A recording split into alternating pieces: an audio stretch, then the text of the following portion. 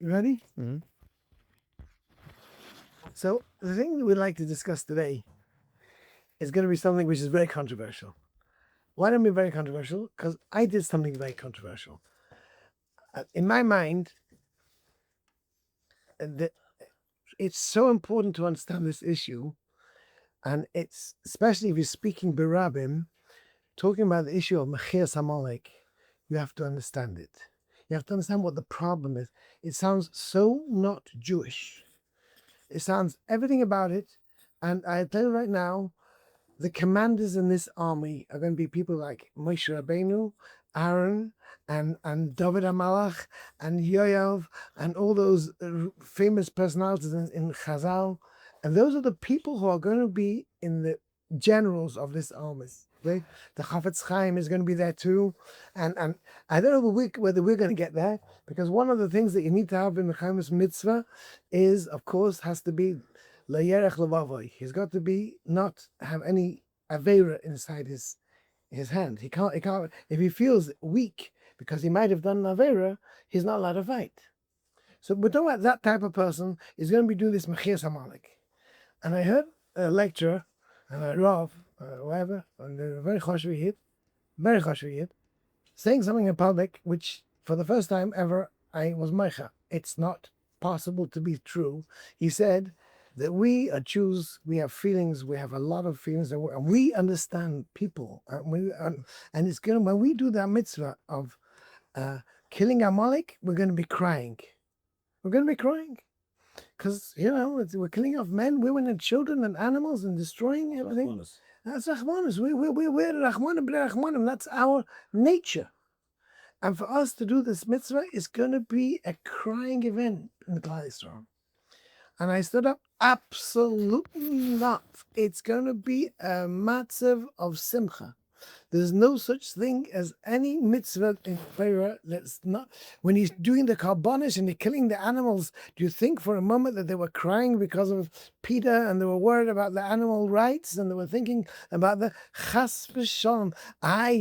If it's not done with the right machshava, it's really cruelty. Right, taking the animal and burning on his back, no one's even enjoying it just for Hashem.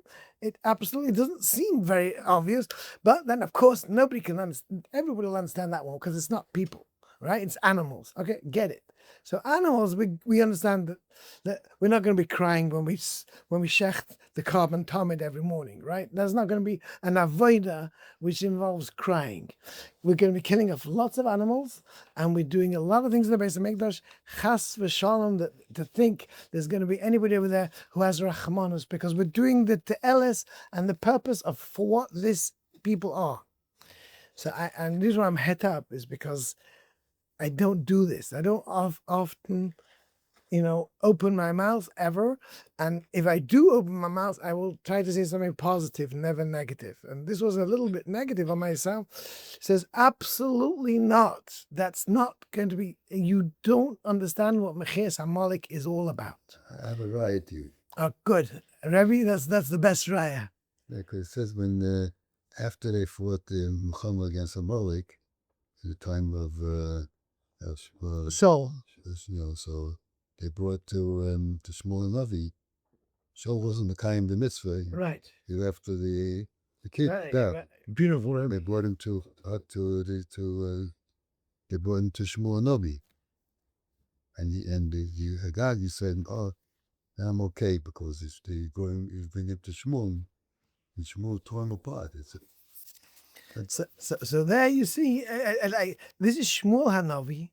Shmuel Hanavi, we know who Shmuel Hanavi was, right? Shmuel Hanavi was the most compassionate of all leaders of Klal Yisrael. Come out. Shmuel Badere was like Moshe and Aaron. She was connected. Shmuel was connected. Moshe and Aaron Badere. In other words, in the way how the Baruch works in scales of people, and we say it in Davening. Do you know that we say that in Davening? That Shmuel is like Moshe and Aaron, right, Rabbi? Right? I know, but he used to go around. He was the one who went around. He was a Navi that went around going to the people. He was a people's person, right? The Gemara says he was a people's person. He went around, he was around, a person who really cared. He was a caring Novi. He wasn't the Novi of the type that's a tough Novi. He didn't, although he did have to deal with Shaul's situation, but he was a person who was going around always. The same, almost same Lashon as Moshe Rabbeinu. That's right. Though he didn't use upset a Shaul. Yeah, but under the Shaul. How he killed Agag. He says, Agag, when he saw Shmuel, said, Achim Sarmar Mothers. He thought, now I'm safe because this man's not going to do anything to me, And I think it's the torment part, as he says. Well, they took a knife, they took a thing, they took a sword and maybe chopped him in half or something. Well, bottom line is, it was not the way how you would have expected. God will be Yisrael. He definitely was not crying.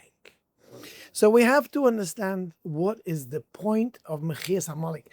Doesn't it behoove us to get to understand what is this mitzvah that every year we're not allowed to forget it.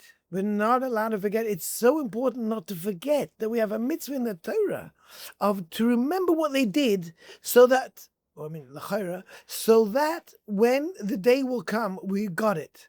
We'll be ready to do it. So every year, every generation, all the way since the Maisa have been talking and telling their children every year, once a year, l'chol ha'brachos, and there's no problem if you say it every day. According to the Ramban, it could be a mitzvah to say it every day too. The Sheish Sechiras. Right, so Amalek is one of the Sheish Sechiras. We have to remember that. So I can remember what happened with Miriam, because that's Lashon Hara. But what's this got to do to remember? And Torah, I get it. But why should I have to remember isn't it a Jewish mitzvah to forget and forgive and to be a mavata and to be a person who says, no, I will not take my personal pride. I'm willing to, for the sake of peace, I will go anywhere.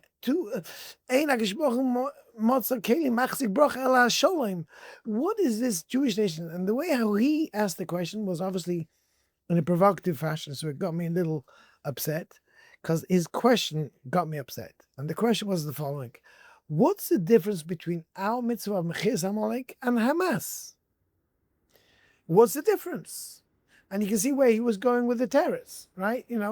That they were using heads as footballs and they were putting babies into Rahman Aslan. I don't need to talk any further. It's bad enough to think in the way how they think, right?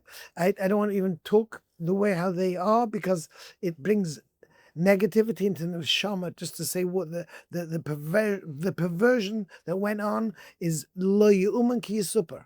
There's no words to describe the perversion of those people. The perversion shlein kamayu. And to ask that question is not right. You've got to be very careful how you ask a question in public. You cannot ask, what's the difference between us and Hamas? It just doesn't go well. These are terrorists that are Yamach Shemam. Everything about what they did and how they did it, they had, even though they might have used the name of God in their battle cry, there was no God in their thoughts as they were fighting.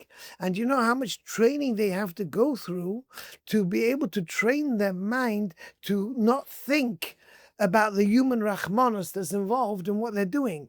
And they have to train from child and on to pervert the mind exactly the same as the Nazis had to be trained. It's not natural to be so pervert.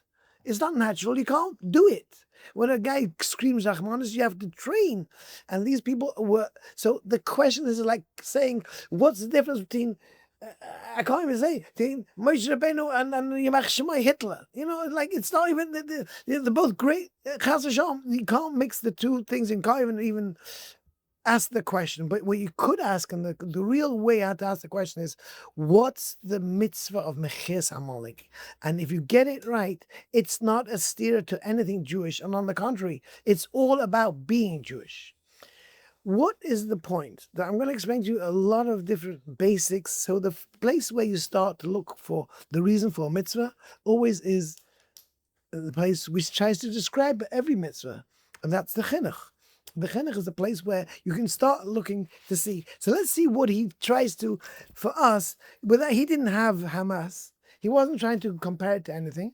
And he was just explaining to Klal Yisrael how a child, and we're only children when it comes to understanding anything. So how a child should understand this on a childish level.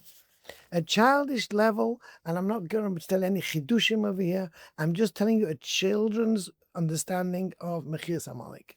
But the children of Chazal, not the children of today's world's children. And that's the difference how we're going to look at it. And we're going to only look at it from that angle. So what happened? Let's understand the story of Amalek from a very small, basic basis. There was a Jewish nation. They just became a nation. They were not a nation. And the definition of a Jewish nation is the opposite of everything what you define as a nation. It wasn't a people that had a land. They were a Jewish nation. And it wasn't the people who had a culture yet. They weren't yet. They weren't molded yet into this, Jewish culture, and they didn't really have a language of. Even though there is a Jewish language, which Shleishim, Shemam, and the Shenam, but that was not the definition of being a nation, because you've got a language. There are many. The Indians, or the Aztecs have their own thing, but they're not the Aztec nation. And you don't call a nation just because they have a different language and different, English and Scottish. You don't call the Scottish nation. You have to understand, especially if it's part of the United Kingdom. So you got Welsh, right? Welsh definitely is not. And it's another language that's spoken by a group of people in the country. That doesn't mean that there's a Welsh nation. That you have to be defined by a government and a whole culture to be able to create what a nation is. So what is the Jewish nation about? The Jewish nation has one central part to the Jewish nation. We have God, which includes an Yisrael v'Raisa v'Kudsha B'richu Chatu. God means the Torah. The Torah is the definition of the Jewish nation. We were becoming a nation. The word nation only actually makes sense when we got Matan Torah. We did not yet become a nation walking out 600,000 people that were illegal immigrants leaving the country, right? Or legal immigrants who left the country, were not yet the nation as much as the moment that they received the Torah. At that moment, when they said, Naaseh v'nishma, that's when they became the Jewish nation. They became a people. They had a purpose, a long purpose to live. And our purpose, and when we said Naaseh v'nishma, do you know what we said when we said Naaseh v'nishma? We said, in those words, everybody says, I'm a Pesiza. You are people who are totally, what's the right word for Pesiza? Hasty. You're people who don't think. You don't think. You know why? Because you took on a limitless Torah. You took on limitless Torah, and you just said, that's an Ishma. And the answer is, the only way how to take limitless Torah is by saying Naaseh v'nishma. If we would have said Mak Sivba, what's written inside it, we would have limited ourselves in our acceptance. And the only way to accept Torah is it's limitless. That's a different point, but I want to bring out a point that we became a nation at the point when we said Naaseh v'nishma.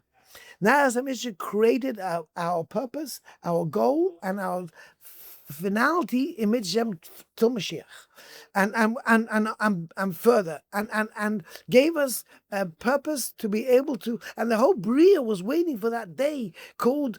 The Bria Sa'olam was waiting for this day. It didn't have a Yom HaShishi. On the day of Yom HaShishi, says they were waiting for that 6th day of Sivan, for the Kabbalah HaTorah. The world would not have had a Kiyum if we would have said no. No, if we wouldn't have said Naaseh v'nishma. And Migil Rozeh, because it was infinity that we took. So let's now just go back down. I'm sorry, I just got a little bit ahead. But the reason why I'm bringing it out is because it's important to understand what happened. We just became a nation. We were a young, budding nation, but it wasn't the nation of like typical nations. The whole world, mamish, the whole culture of that time heard about the miracles that were going on. This was a miracles le'enei kol. Everybody heard about it. When, I always describe the, Kriyas Yamsuf, every water in the world split, and I gave the description of the guy, trying to do a dive into the swimming pool. I hope it wasn't B'shas Matan Torah, because it was Kriyas Yamsuf, because it would have been more than a belly flop. Okay, everybody found out about Kriyas Yamsuf. The world knew about it. Everybody knew about what happened in Mitzrayim. It was a known world event. It shocked the world. There was crazy stuff going on. Everybody knew there was one nation Hashem chose, and there was a Torah that was given, and the world was quiet at Matan Torah. There wasn't a sound. Do you know why there wasn't a sound, by the way? Just a different point. Not important for this conversation, but why wasn't there a sound? So there should be nobody who said, I didn't get it exactly right. No, it was exactly to the point that there was no deviation of what was said. Nobody could ever say, I didn't hear clearly. It was as clear and everybody was healed, and everybody could see, and everything that went on with healthy, normal individuals, and everyone said, you saw Atar Isa. I can imagine there's nothing. This is what they bring Asian, all these people bring the raya. The Hachinuch brings the same raya, and that is that you want to know the truth of Torah is that we're the only religion that says you 600,000 people saw. Now nobody ever came down in a religion and said you 600,000 people saw. Okay, don't get it, because you can't tell to Atar Isa. You can't print that in a book. Okay, the Bible, do you know that until maybe 17th century, 18th century, then nobody ever in history, there's no book in history ever denying that Eden left Mitzrayim, okay? This idea that Jews left Egypt was a world event. Everybody knew about it. There was not a nation that didn't know about it. It was an accepted fact. And no goy really who knows anything, and they all go and have the Bible, know the facts. They changed the chosen people, but the facts of what is the chosen people is the Jews. Now, let's take that point in history and get it clear. And that was the point that at that moment in time, at that pinnacle in time, there was a group of people, a nation or whoever they were, who hated God. You can't understand that. You can't put that word together. They represented evil to the level that they were willing to fight against Hashem in the people who he chose to diminish his people so he shouldn't look so good. And they're willing to die for that. They were willing to die for that. And they hated Hashem and they hated his people to the level of they're willing to die hating Jews. The example of Chazal is jumping into a hot bath that's bubbling, okay, bubbling hot bath, knowingly that they're going to get scalded and burnt and death. No, but just in their minds thinking that, and which truthfully happens, it weakens the value of Hashem, mashu. Because now, look, see, somebody stood up against them. Somebody stood up against them. Says the Chinuch, these guys have beteva to hate Hashem. Their teva is to hate Jews who represent Hashem. You can't take that from their teva. They're so bad you can see when they saw an openness of Hashem. When we have Mashiach, there's going to be the same situation. We're going to be the same. It's going to be exactly was. By the way, I want you to know we were as close to Mashiach as that moment, as the moment when Mashiach will come at Matan Torah. Do you understand? At that moment, the world all knew about Hashem. And at that moment, so when it will be, there's still going to be one group of people who are not going to accept that. And they hate us and they're willing to die. They hate us. Do you understand it? We're not killing them because of anything else other than they hate Hashem. They have no, and they will always hate Hashem, because if they were able to be willing to, at the time of when Klal Yisrael was V'haya B'yom Hahu, Yeah, Hashem Echad Shmo Echad. At the time of Matan Torah, they were still willing to, just after that, start against Hashem. So it's nothing to do with anything else.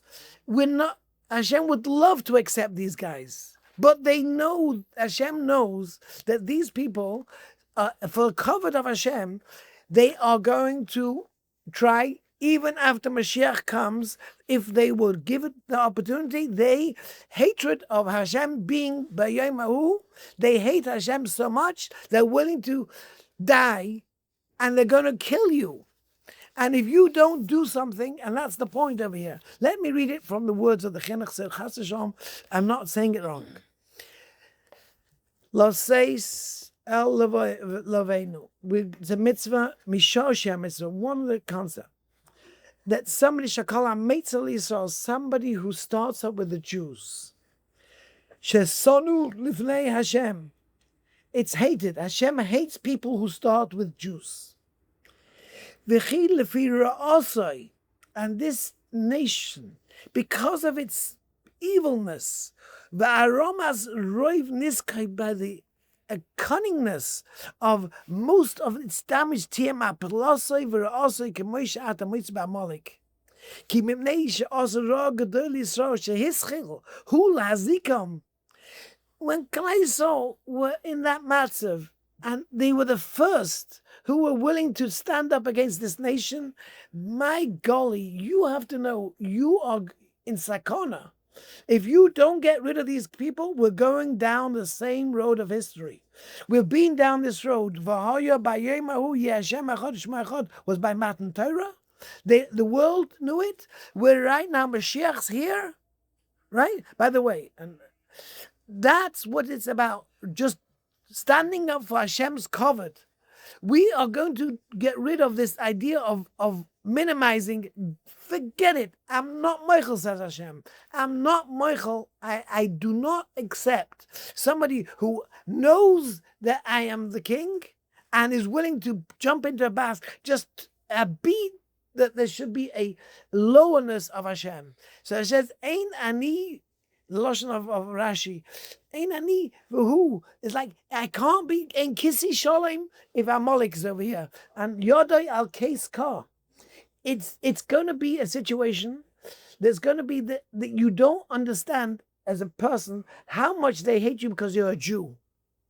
But you have to understand, if they were willing at the time of Matan Torah to start with you, and just because of that idea, they were the beginners of that hate, they have a hatred which will never be fixed, even when Mashiach comes. There won't be, there's no solution. And Hashem says, I'm telling you, that's going to be the same situation. And Hashem says, Mashiach's going to come, the world will all recognize me. There's going to be one nation that you have to get rid of. Because there's nothing to do. There's nothing to do about these people. They have no solution. They are evil to the point that their goodness is built around, being a person who thinks about animals and thinks about people and can gas 6 million people in that, because they have no idea what right and wrong is. Once you start introducing the nicest of people can be the worst people, as we saw and we lived through. And my mother's a Holocaust. My mother's a Holocaust survivor.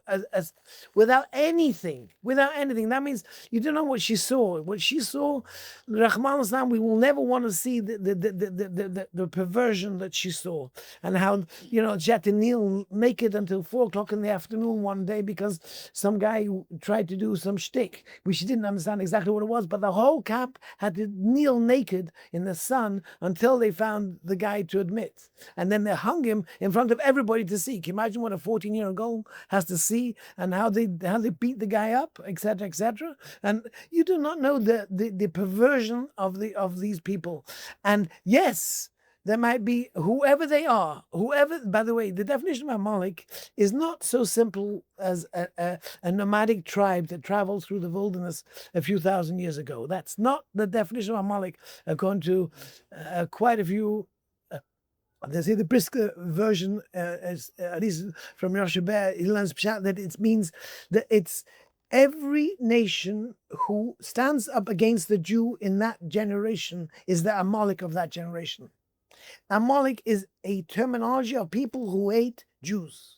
And they hate Jews not because of anything else. Look what happened when all of a sudden Hamas, now I can mention about them, they did what they did. Where were all those people who talk about women's rights and what the women went through?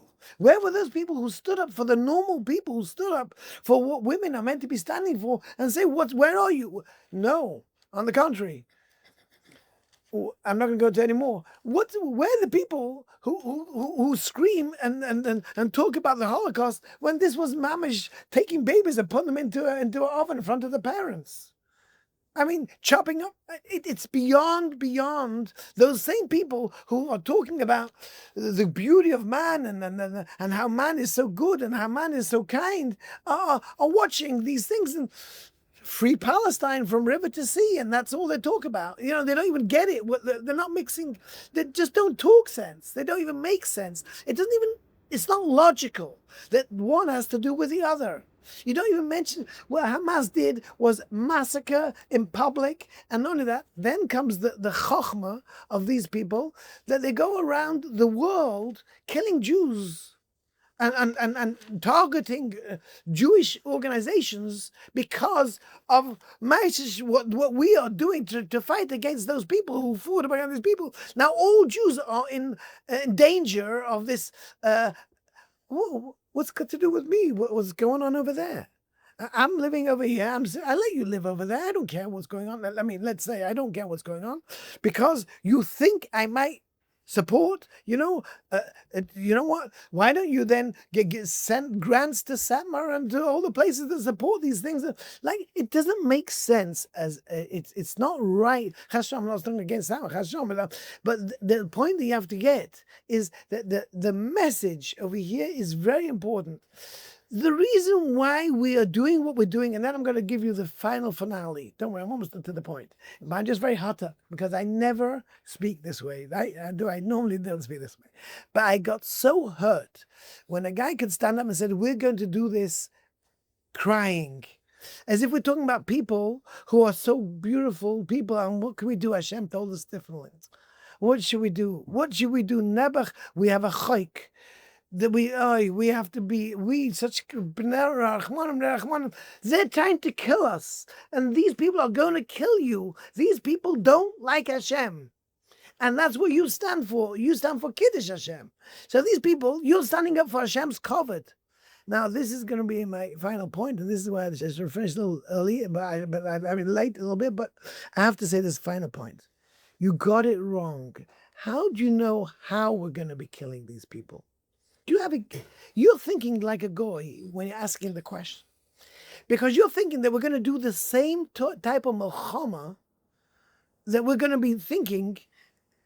You know, if we drop an atom bomb over Amalek, it's less than a second until the guy's out, gone, finished, less. Okay, the guy's gone. Who says there's going to be any cruelty involved? Who says it's going to be that we're going to... Maybe I don't say it, but definitely I will tell you there's going to be a kavutza of people sitting and davening and saying Tehillim, as it says in Mefurish that we don't have a Tehillim over here with Rashi, if we would, but we do say these words, and we say every single day, LeDavid. Do you know what those words mean? I'll tell you what those words mean. Look at Rashi. Rashi on the Apostle can tell him. When David HaMelech went to Milchama, David HaMelech did not, nobody ever, Yoav would not go to Milchama, says Rashi. With Ami's based on more. Would not go to Milchama. Yancha Hashem b'yem tzara is that they all davened. He says, unless you daven for me over here in Yerushalayim, we're not going. So that's what it means. Yisagev Hashem l'kei Yaakov. Yancha Hashem b'yem tzara. Yancha Hashem is tefillah. Yancha Hashem is tefillah. And that's why before we go to any war, the reason why we do people get it wrong. Tainus Esther. I'm giving a little bit of my drushes I give Tainus Esther. It's nothing to do with Esther. It's to do with the Machama. Before we go to Machama, we fast. We do the opposite of Goyim. Do you think when this Mechama of Amalek is going to happen, we're going to just, everyone's going to think, okay, let's watch how many Scud missiles are we going to shoot over at Amalek? How many, 15, 17? Oh, look at this guy, boom, boom, and we're going to be watching it on TV and it's going to be watching it on the internet, whatever. That's not what's going to happen. I'm sorry, I don't want to frighten you. That's because you've got all these Mishugassen that you've watched from all the different places in your head. It's going to be a total different Mechama. It's going to be the Chofetz Chaim and Yaakov Chaim Kanievsky are going to say, listen, which Perek Tehillim is the best one? Do you think is Shaila? That we can say 4 times, and maybe we say with the Shem Hashem, and maybe they all die. I've got no idea how it's going to happen, but it's not going to be that cruelty. And get it in your head that it's not a Mechama, that it's a Mechamas Hashem with cruelty. Mechamas Hashem with cruelty is not a Mechamas Hashem. We don't even have that musig. We don't need a Yiddish Mechama goes with so many halachas kiseitze. Mechama alebecha, when you go to Mechama on your Ivecha, on your enemy, and then where is Isha, there's a whole patch of how to deal with the captives and the women and how to deal with every single but Ehrlichkeit, with Torah, with a whole shmooze, how to deal with it. And it's not because she dressed to entice you, noch dazu, right? So we are we're Am Kodesh, and we have a Kedusha, and we have no shaykhs to Mechama.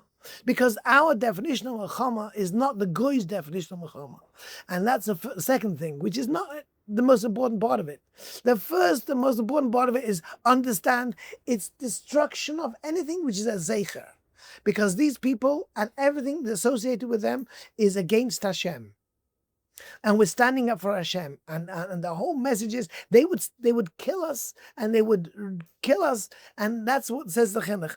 Remember that anybody who starts up with the Jews is starting up with Hashem. That these people hate you. They hate you. Why do they hate you? Because you represent godliness, and your job in this world, even before Mashiach comes, is to represent Hashem. And because that's why they're killing you. And our job in Hashem is, even though Mashiach's not here, but our Mechama with Amalek is by doing more mitzvahs. The more we make Kiddush Hashem in this world, is breaking Amalek. That's the real story of Amalek. The idea, they are trying to reduce the name of Hashem, and our job in Hashem, and we finish this with that line, and our job is just to bring more of Hashem into this world. And that they try to diminish it, and our biggest success in that Mechama is being when we bring it to another level. Well, yes, good.